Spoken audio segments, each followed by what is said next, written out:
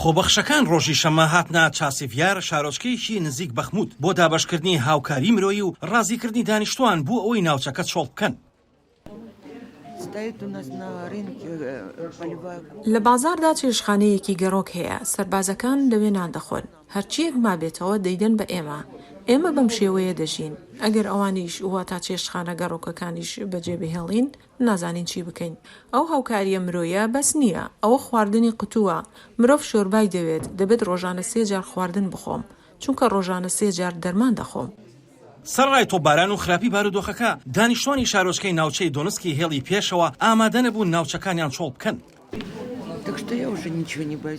من لە هیچ شتێک ناترسم، ژیانی خۆم ژیاوم، تەمەنم 70 ساڵە.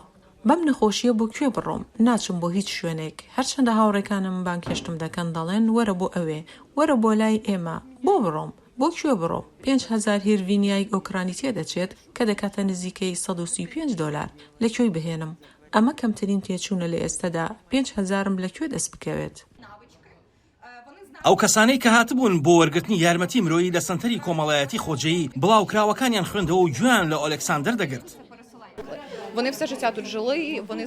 ئەوان هەموو ژیانیان لێرە بەسەر بردووە، کاتی خۆی هەموو ئەو مەنجەڵ و قاپ و قاچاغانەیان کڕیوە. ئەمە هەموو ژیانی ئەوانە. مڵک و ماڵی خۆیانە، دەزانن جێهێشتن واتە لە دەستدانی هەموو شتێک. ئەگەر هەڵگوتنە سەر شوقەکەیان مڵک و ماڵیان تاڵان دەکەن. ئیتر دەبێت ژیانیان سەر لە نوێ دەست پێ بکەنەوە. کاتێک تەمەنت هەڵ ئەکشێ زەحمەتە بتوانیت. بۆیە ڕێگە بە خەڵک دەدەین ئەوەندە کەلوپەلەکانیان لەگەڵ خۆیاندا بهێنن کە لە ڤانەکەدا جێ ببێتەوە. هەرچەندە خۆبەخشەکان ڕێگەیان پێدان چەند کەلوپەلێک لەگەڵ خۆیاندا بهێنە ناوڤانەکەوە، بەڵام کەس پێشنیازی چۆڵکردنی ناوچەکەی قبول نەکرد. ئەمە بەهۆی پروپاگەندەکانی رووسیاوەیە. بەتەنها بۆ من قورسە خەڵک ڕازی بکەم بەوەی کە ئۆکرانیا بۆمبارانیان ناکات. زۆر بەباشی پروپاگەندەکانی رووسیا مێشکی داگیر کردوون. من ئەمە بە بەشێک لە پرۆسەکە دەزانم.